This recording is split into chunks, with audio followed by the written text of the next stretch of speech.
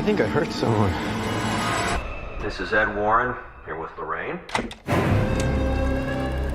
Broad daylight murder of Bruno Sauls. Court accepts the existence of God every time a witness swears to tell the truth. I think it's about time they accept the existence of the devil. Something terrible happened here.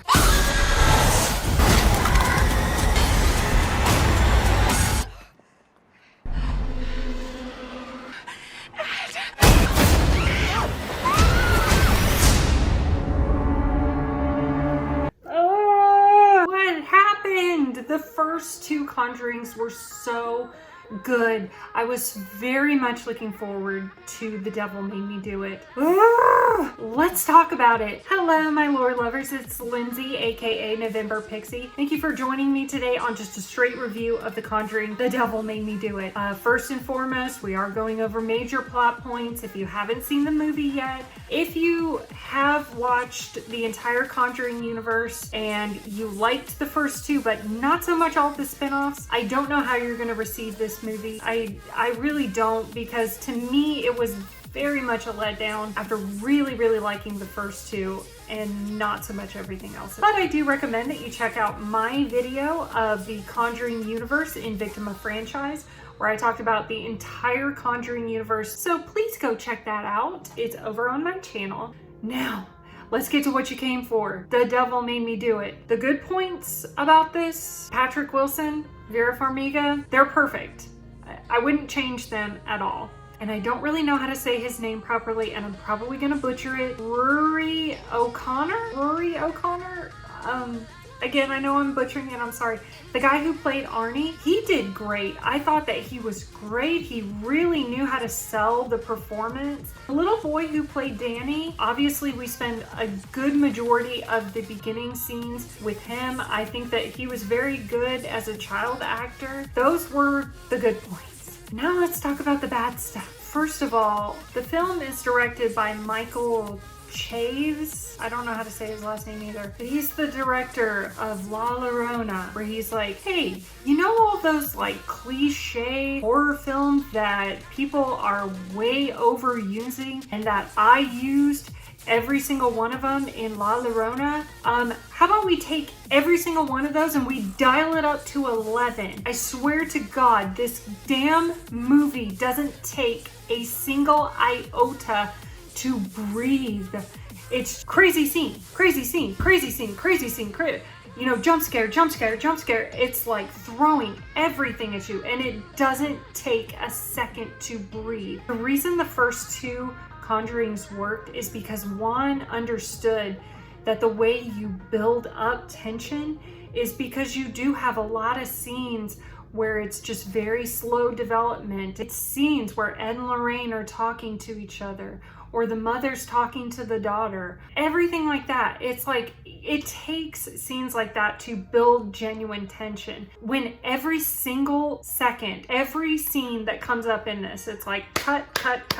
It starts with a person walking into a room. It's completely dark and you know something's gonna come. It's like every single one of your horror film cliches, and we know exactly what's coming. We're not tense, we're not scared. It's just like, okay, something's coming. I know it's coming. So, and then it happens, and then it's like, ah.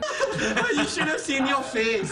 Yes, there's nothing quite like the slightly widened eyes of mildly startled. Now, I know some people are gonna argue, and it's like, well, that's what set me on edge, is that I was just so balled up. I don't think that that's true. I'm sorry. If you are one of those people, you know, that's fine. Me, I tend to get scared when I let my guard down and I'm like, okay, and boom, all of a sudden it jumps out. That's what is genuinely unsettling, is that when everything is slow built and then all of a sudden it's like,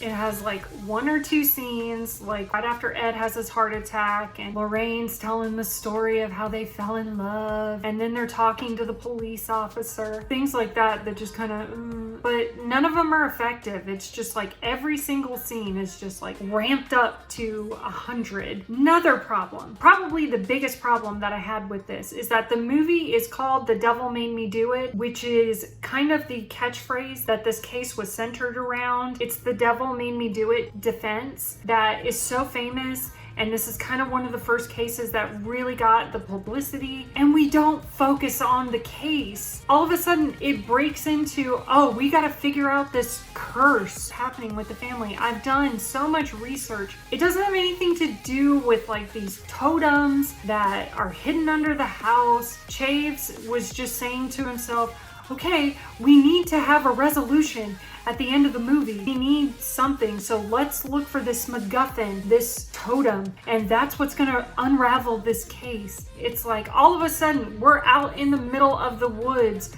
for Lorraine to try to investigate some other murder that happened. It really made me laugh because Patrick Wilson was also in Insidious, and you know, he had to go into the further, you know, it just was so funny because that's exactly what Lorraine is doing. She's like holding this dead body's hand and she's trying to go into this cosmic connection so that we can come to a resolution. I don't care. And then Patrick Wilson's getting chased around by a 200-pound naked dead body, and it's like, what is happening? I don't think that this is how it went down. I hate that the real Lorraine is not with us anymore because she was our last link to kind of keep these movies grounded in some kind of reality. I don't care about this cult or anything, especially the Cult of the Ram, which is...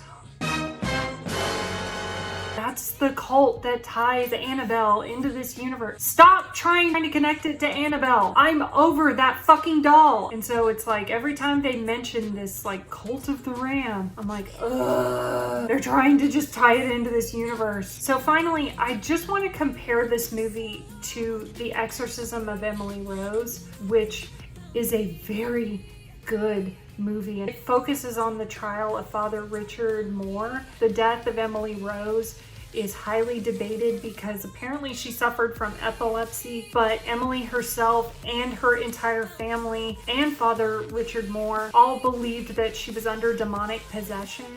Father Richard Moore is on trial for like negligent homicide. That is such a good movie because it really centers around the trial. The DA brings up this witness, you know, and it's a member of her family, and they start asking questions about her epilepsy, and they bring up a doctor, and then they start asking about things, and then the defense calls a witness and somebody else comes up.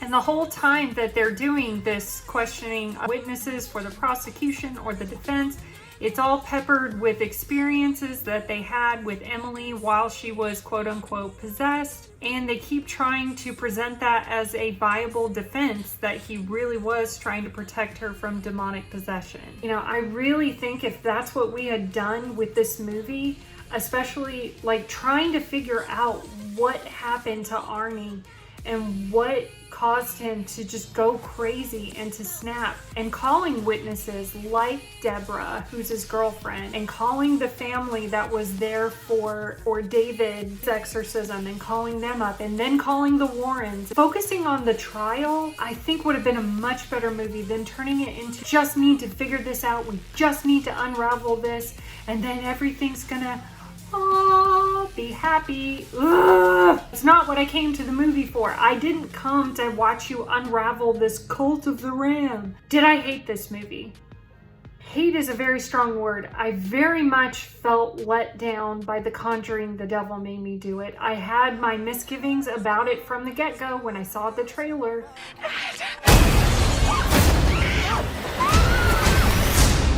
I just had such high hopes for it. I was hoping that we just kind of get away from this Conjuring universe. Really wanted them to get back to just telling a good story, telling a true story, grounding everything in reality, but I was just horribly let down. I would give this movie probably 2.5 out of 5. So, have you watched The Devil Made Me Do It? You can let me know in the comment section below what you thought of it. And if you do like this video, be sure to give it a big thumbs up because that does help out a lot.